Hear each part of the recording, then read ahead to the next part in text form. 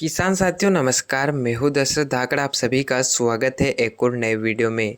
सरसों की बुवाई का काम शुरू होने वाला है और बुवाई के समय सही खाद का प्रयोग भी उतना ही ज़रूरी है जैसा कि वैरायटी का चयन। इस वीडियो में हम बात करेंगे कि सरसों की बुवाई करते समय हमें कौन सा खाद देना चाहिए जिससे शुरुआत से ही फसल की ग्रोथ अच्छे से हो और पैदावार अच्छी निकले।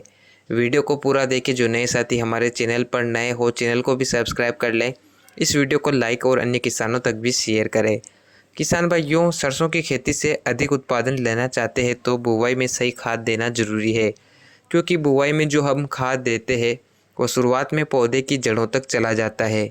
बाद में हम जो भी खाद देते हैं वो ऊपर ही रह जाता है, भूमि की ऊपरी परत पर, जिससे जड़ों तक वो नहीं पहुंच पाता है।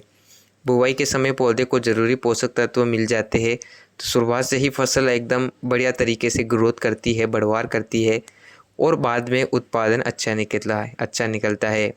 बुवाई में पहली चीज़ लेना है सिंगल सुपर फास्फेट, जैसे कि एसएसपी खाद, जिसमें सल्फर की मात्रा मौजूद रहती है। खेत की तैयारी में आप 1 एकड़ में 2 कट्टे एसएसपी खाद का प्रयोग करें।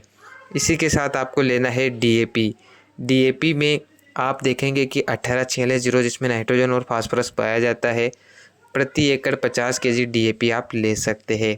अब बात आती है पोटास के लिए, तो पोटास के लिए आप अलग से एमओपी पोटास का प्रयोग कर सकते हैं, प्रति एकड़ 30 से 35 केजी।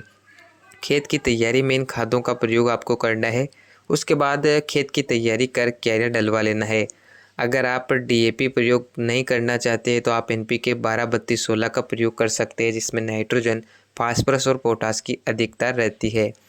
आप उस हिसाब से खादों का प्रयोग करें। अगर आपने खेत में गोबर खाद पहले ही डाल दिया है या डाल रहे हैं तो ऐसी कंडीशन में रासायनिक खादों की मात्रा को कम कर सकते हैं। बहुत से किसान भाई एसएसपी नहीं देते हैं। अगर आप भी सिंगल सुपर फास्फेट खाद नहीं दे रहे हैं, केवल डीएपी या एनपीके के साथ सरसों की बोवनी कर रहे हैं, तो आप जो सल्फर वेंटोडाइट 90% आता है उसका प्रयोग बुवाई में कर लें, क्योंकि उसमें सल्फर रहता है। सरसों को सबसे ज़्यादा सल्फर तत्व की आवश्यकता होती है, इसलिए अगर बुवाई में ही सल्फर मिल जाएगा तो बाद में सल्फर की उतनी कमी फसल में नहीं रहेगी। इसलिए अगर आप सिंगल सुपर फास्फेट दे रहे हैं तो सल्फर देने की कोई ज़रूरत नहीं है। अगर आप नहीं दे रहे हैं तो सल्फर अलग से दे सकते हैं।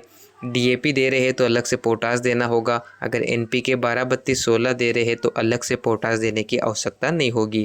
कहने से मेरा मतलब है कि बुवाई के समय नाइट्रोजन, फास्फोरस, पोटास और सल्फर, ये चारों तत्व खेत में पूर्ति होना जरूरी है। शुरुआत में अगर इनकी पूर्ति हो जाएगी तो बाद में फसल में इनकी डेफिशिएंसी नहीं होगी, फसल में इनकी कमी नहीं होगी, जिससे फसल में पीलापन नहीं आएगा, ग्रोथ अच्छे से होगी, फुटाव ज़्यादा आएगा, फलियाँ अधिक आएगी और उत्पादन अच्छा होगा। बुवाई में इन चीज़ों का प्रयोग आप कर सकते हैं, जिससे आपको फ़ायदा मिलेगा। वीडियो अगर पसंद आया हो तो वीडियो को लाइक करें। धन्यवाद।